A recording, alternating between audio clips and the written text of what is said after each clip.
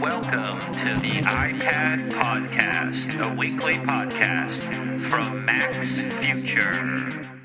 Okay, welcome to episode 78 of the iPad Podcast. This is Lex at Mac'sFuture.com, and it's Halloween Eve, October 30, and we have all sorts of interesting iPad stuff to talk about, so let's get to it. iPad, and remember, this is a chit-chat-free podcast, so your support on iTunes by positive feedbacks would be greatly appreciated.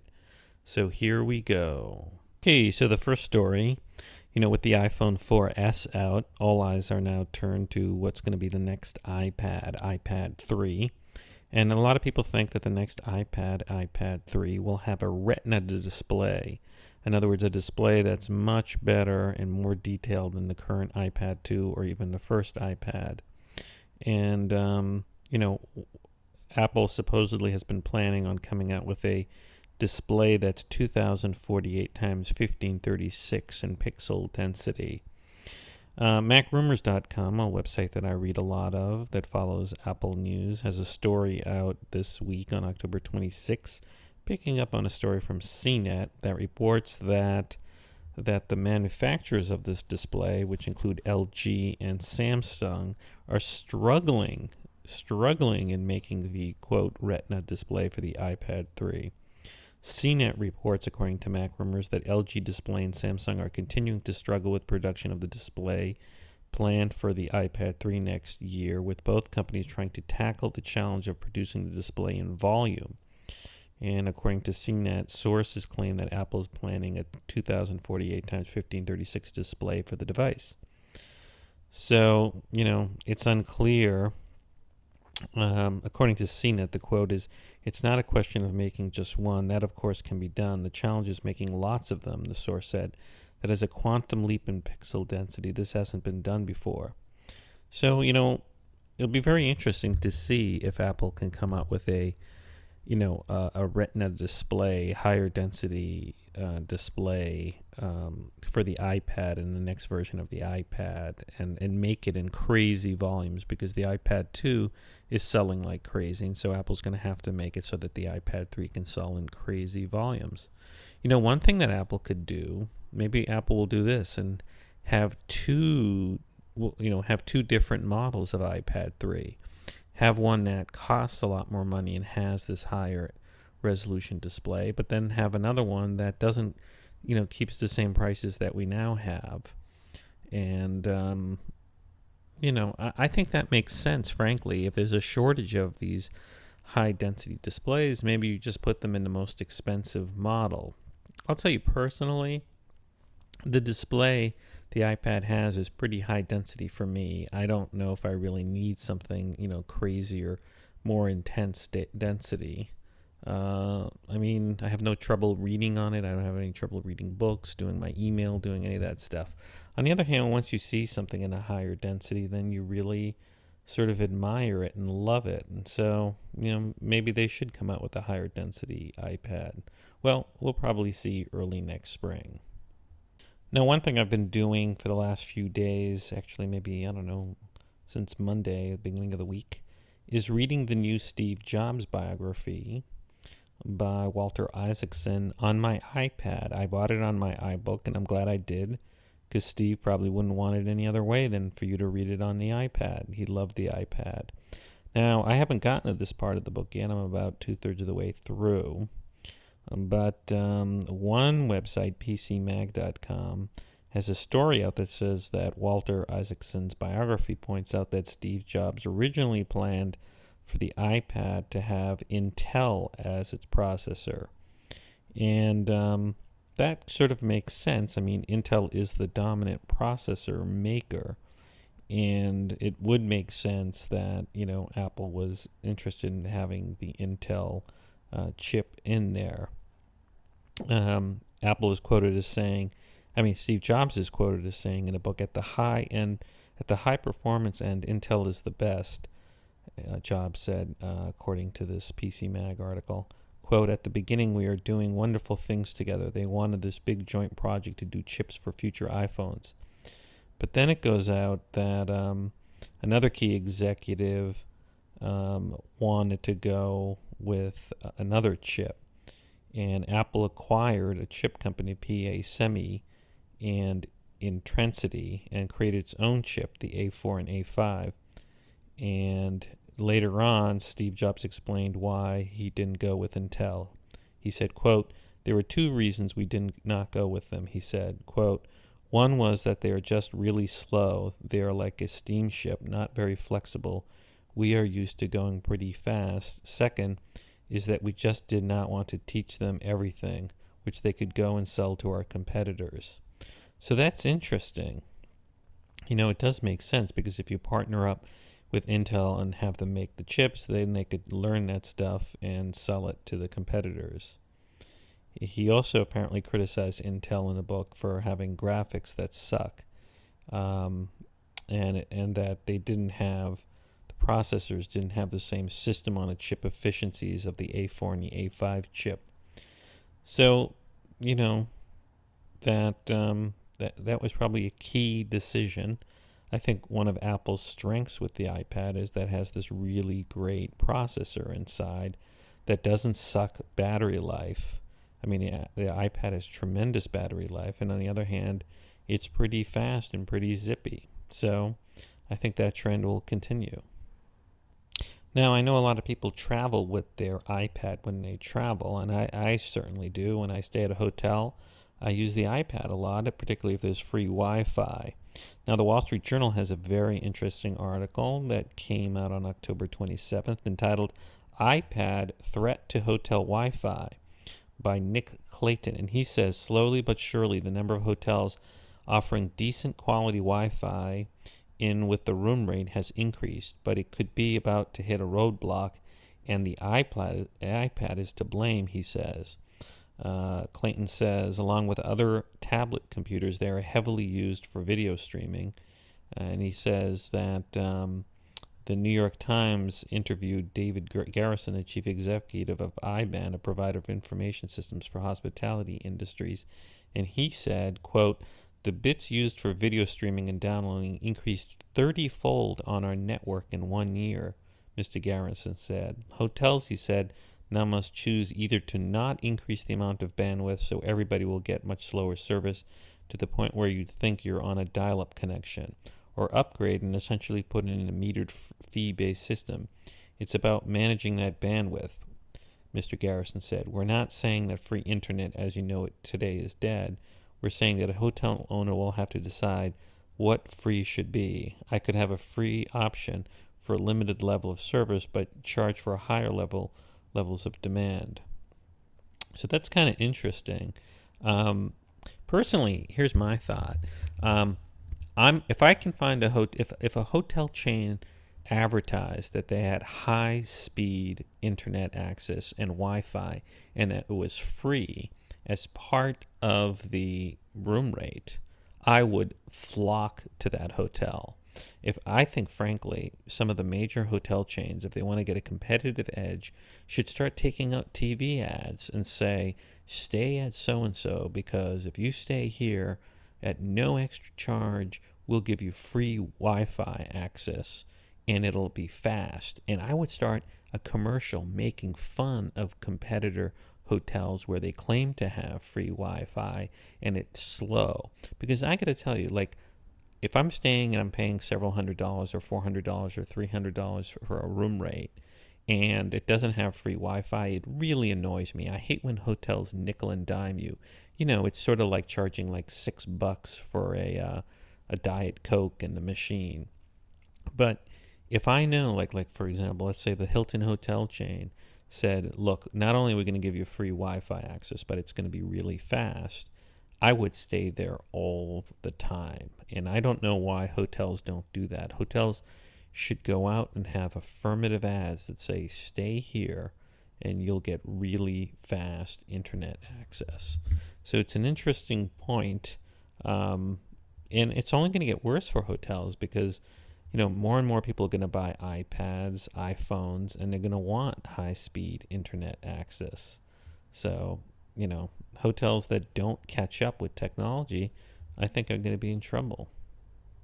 Okay, so one of the most interesting stories about technology education in the iPad Involves the country of Zimbabwe, which used to be Rhodesia, but it's a troubled country run by a dictator named Mugabe. But it looks like they're doing something very interesting, and this story comes via Computerworld. And the story is entitled Apple's Schoolbox Plan to Innovate Education. And basically, it says that in Zimbabwe, government education ministers are working together with an iPad-based solutions provider to deliver a solar-powered education system consisting of a solar-powered device, microprojectors, and a bunch of iPads.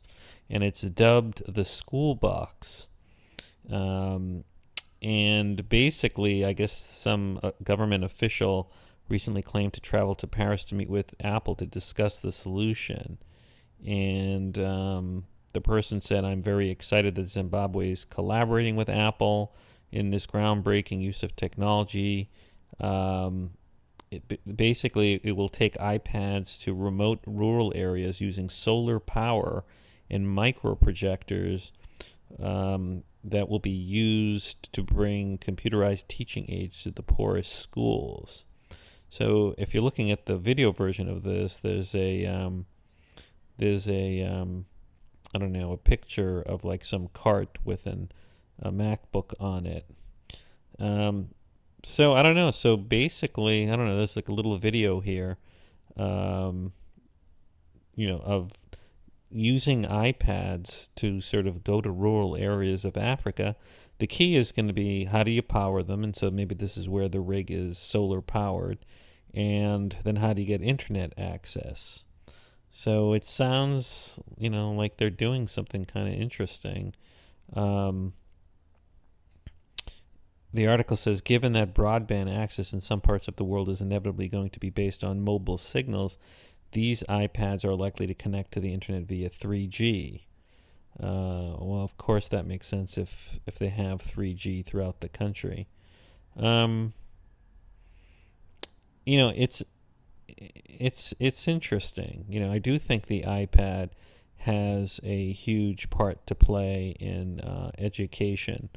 I'll tell you, I went to one of my children's school, and they, my kids are very young, in kindergarten, first grade, and they have in the school smart boards. And now if you've ever seen a smart board, it's basically this like projector system with a big board, and you can sort of clumsily go up to the big board and move objects, virtual objects around on it. But the technology is very, very clumsy. I was watching in the class, they were having kids write with their hand high up on a wall, draw like letters and trace out letters. Now, as I was sitting there watching this, I thought, this is where the iPad could really replace smart boards. And here's why. Now, if you're looking at this video version of the podcast, I went to the website of the company called smarttech.com that makes these smart boards, and they're, I guess, all in many, many schools. And I'll tell you, the technology kind of stinks compared to the iPad, because these boards, you're supposed to go up and it's supposed to recognize your hand moving on this interactive whiteboard. And geez, I wonder how much they cost. But because they're really kind of clumsy. So if you're looking at the picture of this, the kids go up and there's like a projector handing over the board, and I guess you can write over it. But here's the thing, an iPad could easily replace this. So I don't know if there's any teachers listening, and here's what you do. You get a $99 Apple TV. You have like Wi-Fi in the school classroom, and you hook up the $99 Apple TV to a projector system. And then the beauty is you hand out some $500 iPads, and there are all these cheap or free apps that allow you to do writing on the iPad, and then it'll mirror everything to the Apple TV, and you could see it on the board. Because what was really kind of silly is kids were coming up, and they were standing at the board and they were trying to draw in big letters the alphabet. But that's not natural. You don't write on a board with a finger or your hand, and it was really poor at recognizing the hand movement. A lot of times it failed to draw stuff. Now, what would be better in the school is you hand an iPad to a kid and ask him to draw the letter, and then all the kids see it on the big screen. Similarly, you could have like quizzes done and everybody would see it. So I really think that the iPad will be very good in the school setting. Some critics say, well, it's not really a replacement for books. But the thing is, you can put books on iPads, and it's easier to hand them out. You don't lose them. You can share them with more people. So I really do think, these smart boards, if I was an investor in the smart board company, I'd start stalling the stock, because I think this technology is really sort of antiquated, and it's going to go downhill. I could see the iPad totally. Let's see. I'm just curious how much does the smart board cost? I bet you it's a pretty penny. Let's take a look. Okay, so I did just a quick Google search for smart board costs, and it looks like they're, at the very least, they're a couple of $1,000s. Look at this hit that I got for some website.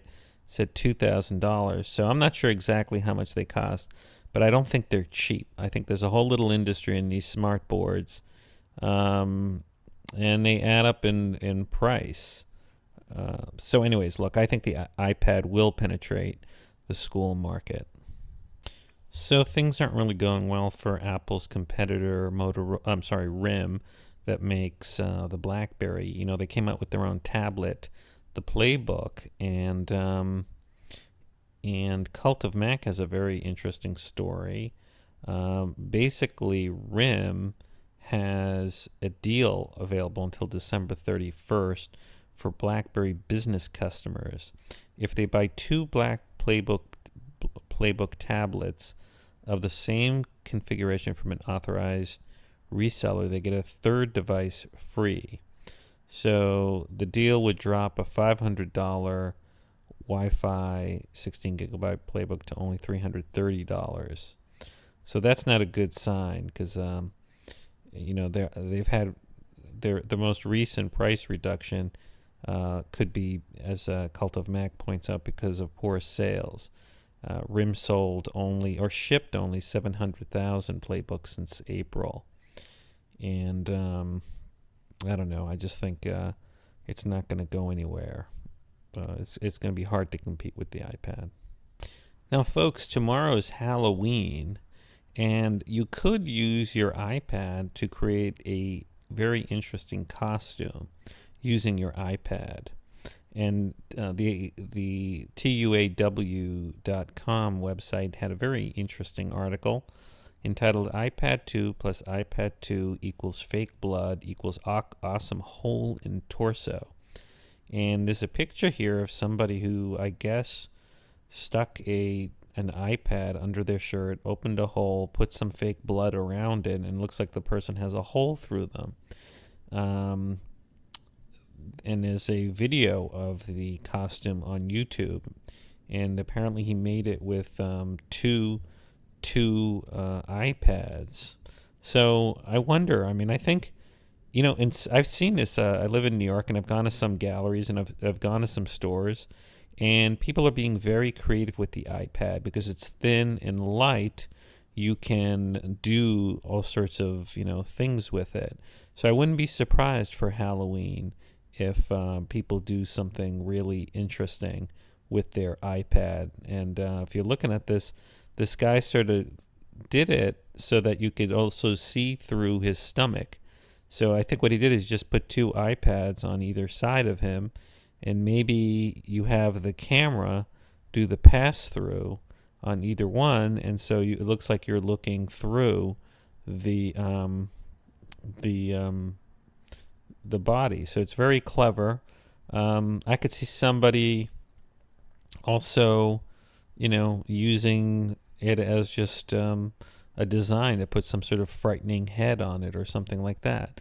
So I wonder how creative people are going to be with their iPad. It's going to be very interesting Halloween. Now, when I first got my first iPad, I was kind of worried because it was such a novel device and somewhat, it's not cheap. The cheapest one's $500, the most expensive a little over 800. I was always a little worried that somebody might rob me because it was so novel. And even now with the iPad 2, every now and then I feel a little conspicuous pulling it out on the subway. I always worry that somebody's going to snatch it from me and take it. Well, that actually happened to someone a while back. It was a very widely covered story where a guy in Denver was coming out of a shopping mall and somebody stole the iPad and ripped it out of his hands and literally ripped part of his pinky finger. Well, the news coming out of the DenverPost.com is that the thief finally got sentenced, the one who harmed. He got a really harsh sentence. He got 25 years in prison. He had a history of stealing things for his drug addiction. And I'm not sure if, I don't think stealing the iPad had an effect on the length of the sentence. Probably, though, severely harming the person, ripping the thing so hard that it resulted in the victim losing part of his finger.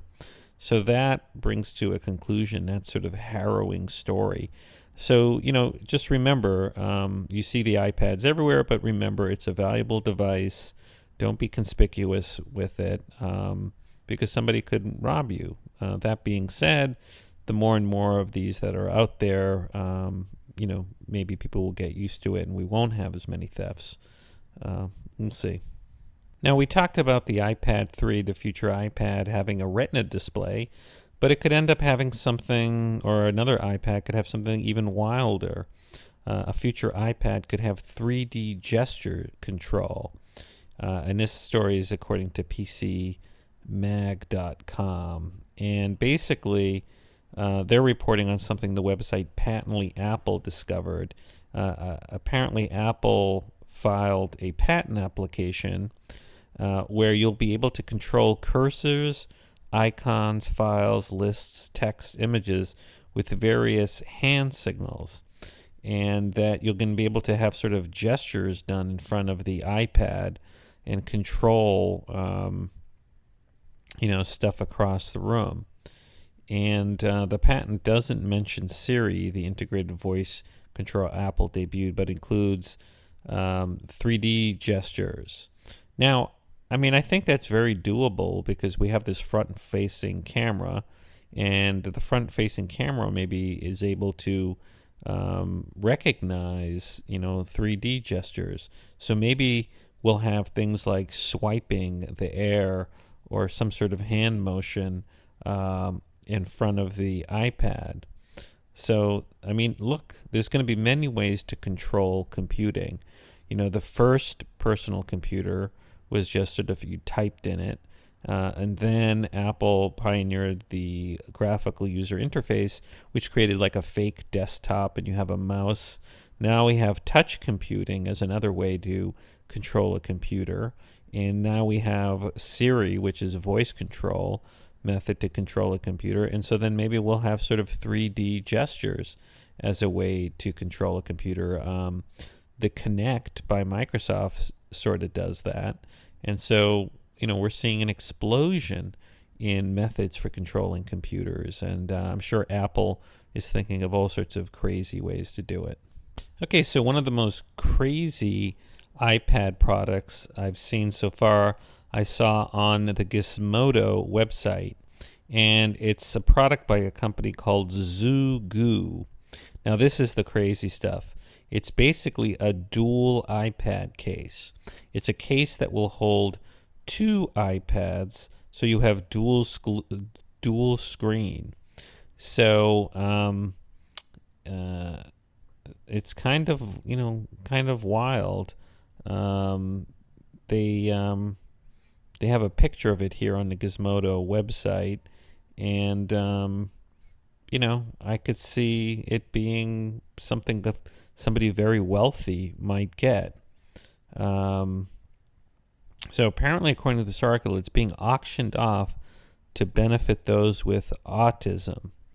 And so the Zugu people have previously created the binder pad case that made iPad 3-ring friendly for students. In other words, it was like a 3-ring binder. And the current bid, according to this, for the dual iPad case is $56 plus $15 shipping. So I don't know. Do you think someone's going to buy this to really have a dual screen iPad case? It's pretty frivolous in some ways. Okay, now let's get to some interesting apps. One app that really came out recently is called Codify. And Codify is apparently one of the first apps that allowed you to program on the iPad. Now, I do think eventually Apple's going to create an app just like Xcode on the Macintosh where you could, write iPad or iPhone apps, because I do think that eventually the iPad, as it becomes more and more powerful, and the iPhone, as it becomes more and more powerful, it really does replace a Macintosh as a computer. I know some people think that's crazy, but we're seeing it. I mean, we're only in the second generation of the iPad. Now, Codify is a $7.99 app, and it sounds pretty cool, but it's built on something called the TUAW programming language. And it says here it lets you create games and simulations or just about any visual idea you have. You turn your thoughts into interactive creations that make use of the iPad features like multitouch and accelerometer. And it says that Codify is designed to let you touch your code. Want to change a number, you just tap and drag it. How about a color or an image? Tap and will bring up visual editors that let you choose exactly what you want. And it features a vector graphic and image rendering, which lets you prototype what you can imagine. Lots of example projects to learn from, including games and simulations. You can generate retro game sounds to use in your creations. You can touch your code, tap numbers, and it renders your code with beautiful syntax highlighting. So, it's pretty kind of wild. Some of the reviews look interesting. One person writes, I write games and game development tools for a living, and one thing I've wanted was a way to do something close to real work while I'm away from the office with my iPad, and now I have something that's simply awesome. Everyone's interested in game development should grab this app. So I don't know. I mean, I'm not really a programmer. The screenshots look interesting. It's only $7 or $8. Lua is a language, I guess, that I'm not really that familiar with. Let's take a look at what it looks like. So here's a little video they have on their website that shows how to use it. And I don't know, it looks pretty intuitive. If you want to write a game, this might be the way to do it. If you're a kid, it's only an $8 app. I've never really played with Lua, but the app does look kind of innovative, and it might be an innovative way to write programs, something other than Xcode. So you might want to check it out if you're into being adventurous and trying to write code. Now, according to Wikipedia, Lua, that's Lua, is a lightweight multi-paradigm programming language designed as a scripting language with extensible semantics as a primary goal. It says it was created in 1993 in Brazil by some people there. And I guess Brazil had a policy of strong trade barriers, and in that atmosphere they created it. The features of Lua is it's commonly described as a multi-paradigm language, providing a small set of general features that can be extended to fit different problem types. So I don't know. I don't know if you can really create iPad apps with this Lua code. But it's interesting that somebody's bringing a coding program to the iPad. It definitely is interesting and something that I may purchase and explore.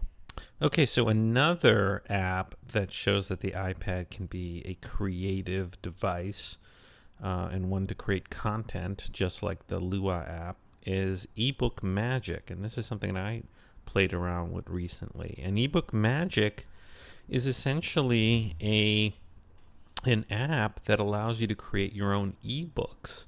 And it looks like it'll create an ebook that you could even publish in iBook by Apple. So it was out before, but they recently upgraded it to version 1.5. And it has a lot of features. You can create your own photo albums, books, and documents. You can share your books, and you can create a book and send it to iBooks. You can preview it or email it as an EPUB or a PDF. Now, EPUB is the common standard for creating ebooks. So this sounds very powerful. It says here you can use your photos from your iBook and Facebook and Flickr accounts. You can use the camera to directly take pictures. There's pinch and zoom. One of the things that I really liked about it when I was playing around with this, there's different templates that you could use for how it looks. In fact, you can go to their website and download into the app nice background templates for different pages. You have a lot of controls over creating the ebook. You can change the opacity. You can change the book size during creation. There are printing guidelines, bleed lines. There's independent horizontal and vertical page managers. So look, if you ever wanted to create an ebook, this is a pretty cool app. There's different templates for different pages. So, it's not that expensive. It's, how much was it? It's $3.99. So you can do the same thing with Pages on a Macintosh, but, if you really want to create your own, sort of picture book ebook or any content based ebook, and submit it to iBook, Apple's iTunes iBook, or even the Kindle, I think this is a kind of a cool app, and it's only $4. $4, not $44. Okay, so one app that's free that I'm very excited about that just came out on October 27th is the Bloomberg TV Plus app for the iPad. Now, why am I excited about this? Because, one, I don't like my cable company. It charges me a lot of money, and I have all these channels that really stink, and I'd love to cut the cord. And I think the iPad, let me just jump ahead. Everybody's waiting for the true Apple TV that'll be cloud-based and has streaming content. But I think we're already there. I think the current iPad and the way it works with the little $99 Apple TV is getting me closer to cut the cord with the cable company and just have video content. And there are, previous to this, there already are apps that provide streaming television content. Well, Bloomberg TV Plus was just released, and this is really cool because you don't have to have a cable box or a direct TV box or anything like that. You can just have an internet access, and over 3G or Wi-Fi, you get 24-hour global business and financial news from Bloomberg. Now, Bloomberg's a very well-respected financial news company, and this is a great app. You can get a lot of your news, and also you can get featured videos, that are, first of all, you have live TV. So you're going to have 24-hour-a-day Bloomberg television, so you can get breaking news there. Now, I previously mentioned there's this Al Jazeera English app, which also is really for the iPhone but works on the iPad, and that gives you 24-hour news too. And they have a lot of good international news, but Bloomberg TV will cover a lot of domestic financial news and other news. And there's also a lot of shows on demand that it has in the app. For example, all the Charlie Rose shows Bloomberg West, Surveillance, Midday with Tom Keene, Techstars, Bloomberg Rewind, Sportfolio, Innovators, Bloomberg Enterprise, Bloomberg Risk Takers. Look, there's so much content there. I could see Bloomberg jumping ahead by just people cutting the cord and going with an iPad. You could save a lot of money. So you can download videos for offline viewing.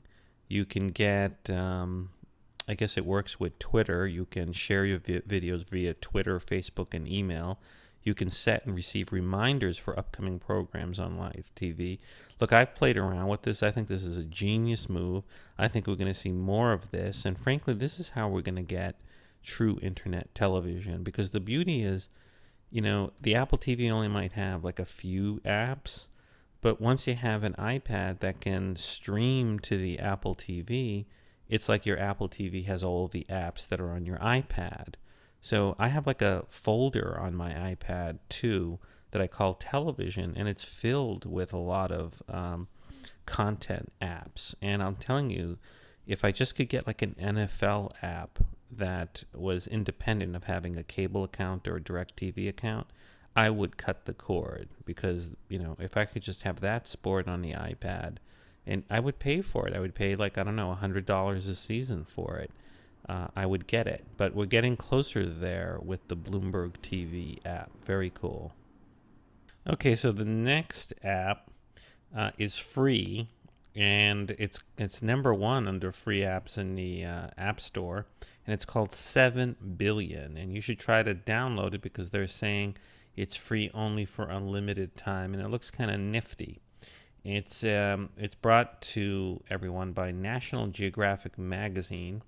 And 7 billion is basically, according to them, how your world will change to coincide with the arrival of the 7 billionth human being to our world. I guess very soon we'll have 7 billion people on Earth.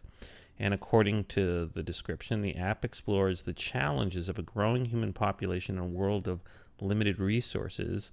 It has informative videos, interactive maps, in-depth articles, and stunning photography.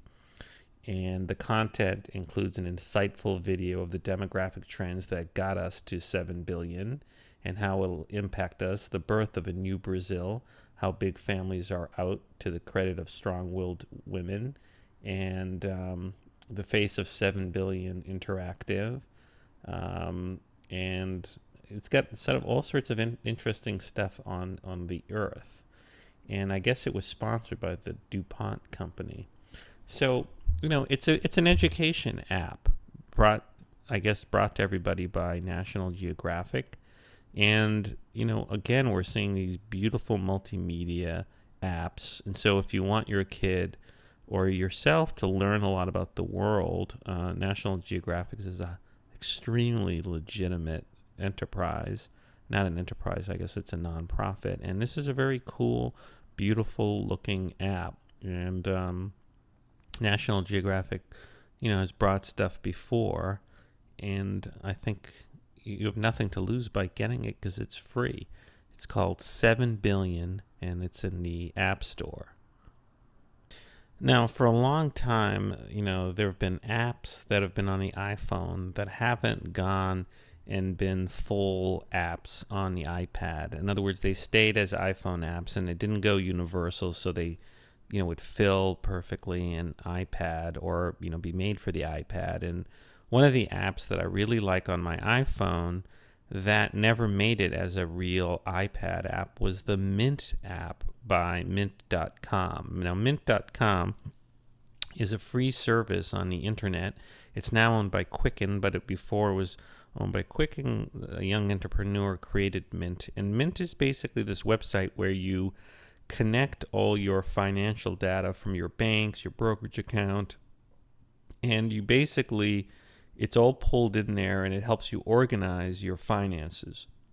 It helps you organize your spending, what your assets are, what your liabilities are, and the way Mint makes money is it sells advertising or recommendations. So, for example, Mint will see that you're earning a certain interest on your bank account, it will say, hey, did you ever think about using these banks? They give higher interest. But frankly, Mint's just a great service, and in the app form, it's really great. Well, Mint finally came out with a version 2.0 on October 26, which is designed to scale and work nicely for the iPad. So this is huge, and here are what the new features are. It's a universal app for the iPad and iPhone. New features include easy-to-understand multi-touch graphs, show you where your money is going, so you can get a clear picture of your spending and net worth. They redesigned the overview screen so you can get a quick snapshot of your finances and latest alerts, bill reminders, and advice. You can enter cash and pending transactions so you have the most accurate view of your spending. And you can get a detailed view of your transactions and view your data even without a wireless connection. So this is a really welcomed update. You should really consider, it's a great sort of financial management app, Mint. And particularly now that you can enter your own cash transactions, I highly recommend it. And I'm kind of thrilled that it finally came to the iPad. Very cool. Okay, so if you're into shoot 'em up games, one of the most famous shoot 'em up games is Brothers in Arms by Gameloft, and they have a free app called Brothers in Arms Global Front Free. Now, it's not really free because the way they make money is through in-app purchases. You can buy things to help you in your fighting, such as a dog tag pack 1 costs $1.99. Metal pack 6 is $99.99. So basically, this free game is there to really sort of suck you in and start buying your way to glory once you're in. So on the other hand, if you have self-control and just want to play around with it when it's free, maybe you should get this Brothers in Arms 2 Global Front Free game. Now, it weighs in at 275 megabytes, so it's going to take up a big chunk of your space on your iPad. So basically, you can play for free. It says you download the game and start playing for free in story mode or multiplayer. You can earn dog tags and XP as you play that can be used to unlock tons of extra features and gear.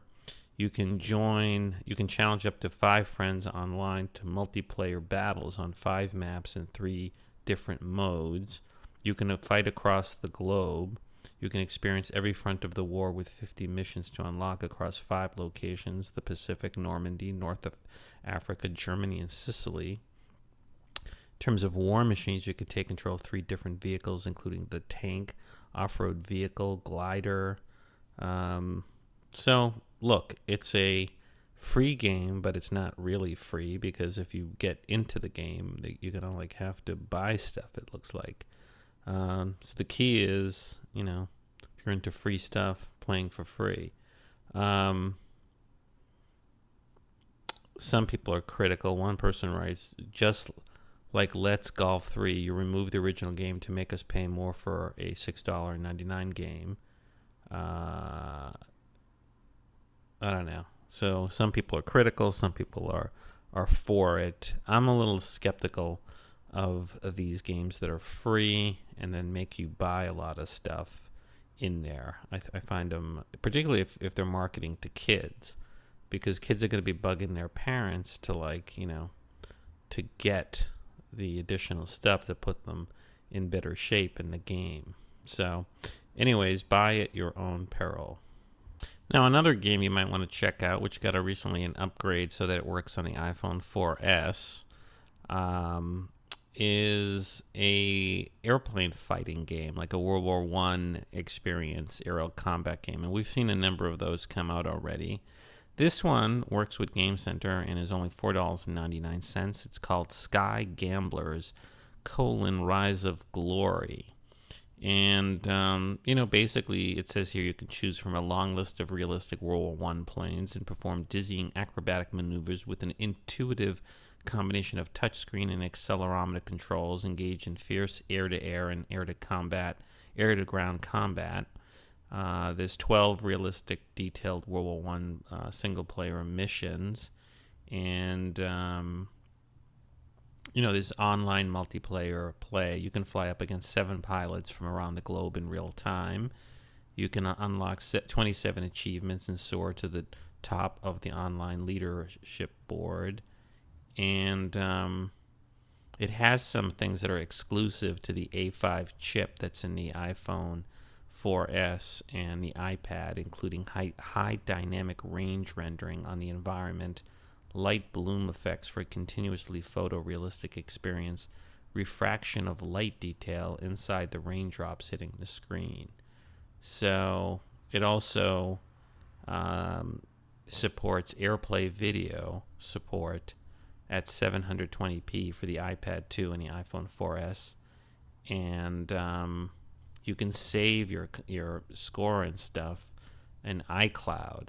And it also has Twitter sign-in. So, it looks pretty. The screenshots are pretty. So if you're looking sort of for an aerial combat game, you might want to check this out. It's, I'd rather than get a free app, I'd rather pay, like this one's $4.99. I'd rather get an app like this that's $4 or $5 and doesn't have in-app purchases. I find the whole in-app purchase thing to be kind of sneaky. So you might want to check this out. It's called Sky Gambler's Rise of Glory.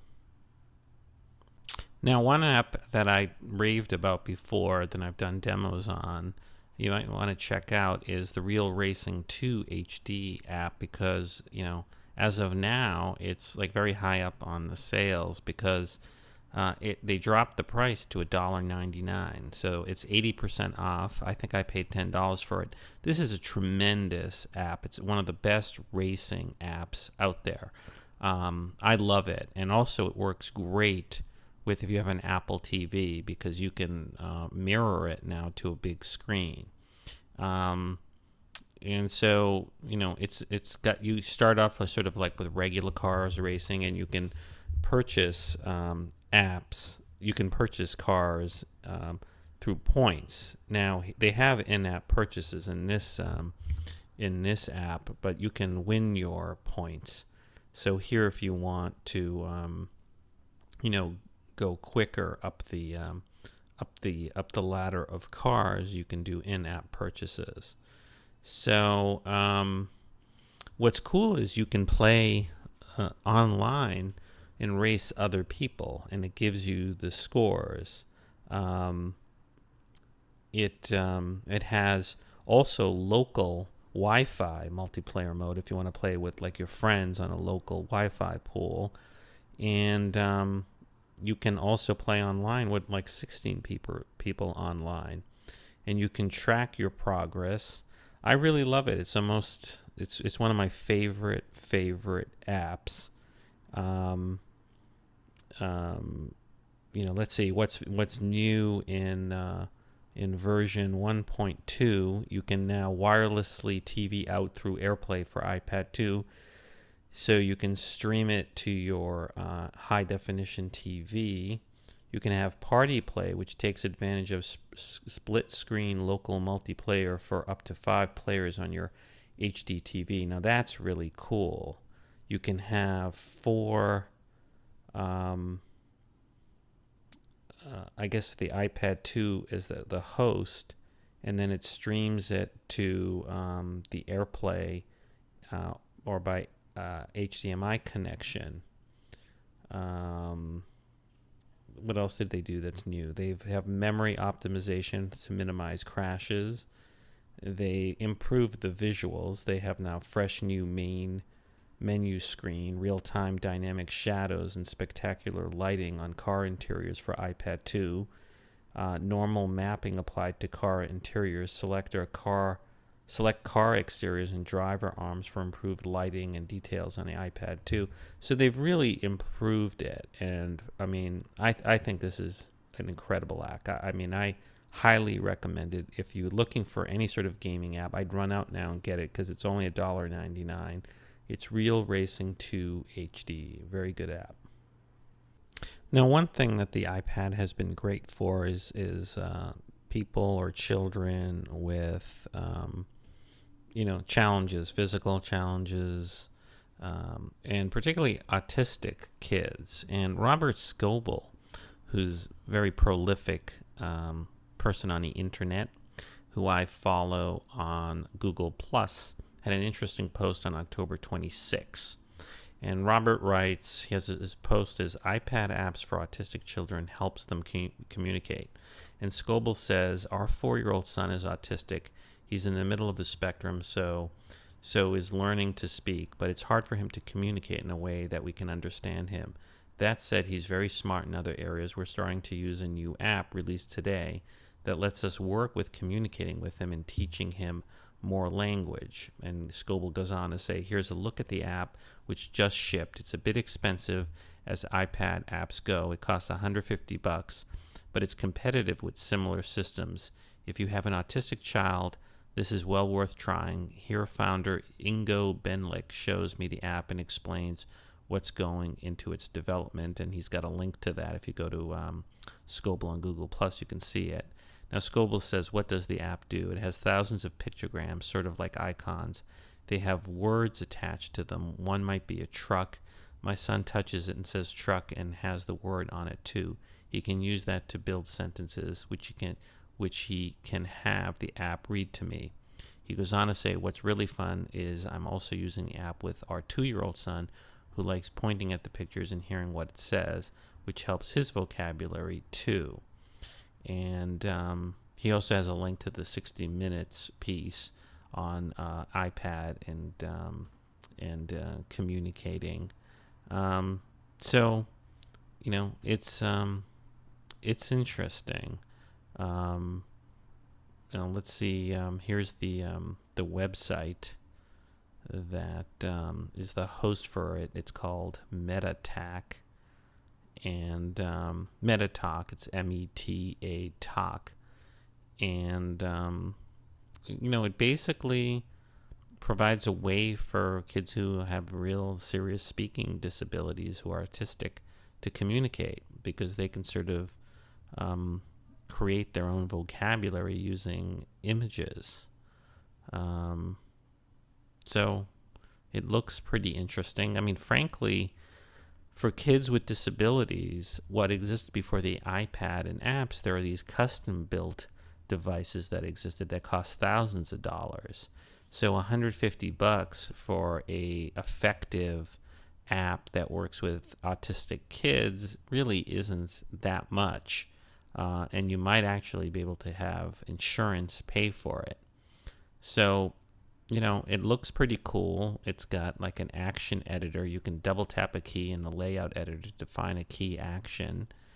None, talk, record and speak, go to, talk and go. It has a layout editor. The layout editor, according to the website, has 4 areas: the keyboard, which is currently edited, the library on the right, an area for special keys, and a parking lot for keys, which can also be deleted from here by tapping the trash icon. You can drag and drop to rearrange the keys, add keys from the library, or delete keys in order to make room for new ones. In the key editor, you can double tap on a key to open the key editor. Here you can choose among standard and your custom text and images. You can activate your custom items by tapping the custom switch. And it looks like basically you can create vocabulary that's image, and so someone can sort of talk through the iPad. It's pretty cool. It's called MetaTalk. And again, I guess it's $150. And, I think this is what makes the iPad so worthwhile, that you can create apps that really cater to different communities, and kids with disabilities is a great community to cater to. Okay, so that's it for apps, and I just want to say, look, I'm going through the Steve Jobs biography, and it really is a great biography and gives insight that I didn't have as much before into Steve Jobs. One interesting thing, which really is highlighted here, is when they were thinking of, creating a phone like the iPhone, they actually didn't know which way to go. But there were people already working on the concept of an iPad, which would sort of take a lot of the operating system from the Macintosh. And that they took that and they said, okay, that's one way we should go with the iPhone. So the book sort of confirms that the iPad or the working on the iPad was really the precursor for creating the iPhone, as opposed to the iPhone being the precursor for creating the iPad. So that was kind of interesting insight. And also, like, when he was like very sick, according to his sister, who today came out with a published sort of eulogy on Steve Jobs, he used the iPad in the hospital. So he created devices that he himself used, and imagine how helpful that iPad was to him when he was very sick, because it's so much easier to use than a Macintosh or any computer, the iPad. If you're lying in bed, if you're really, limited as to what you can do, and that's the beauty of the iPad. Anyways, this is episode 78 of the iPad podcast. Thanks for listening, and I guess I'll see you next week. Take care.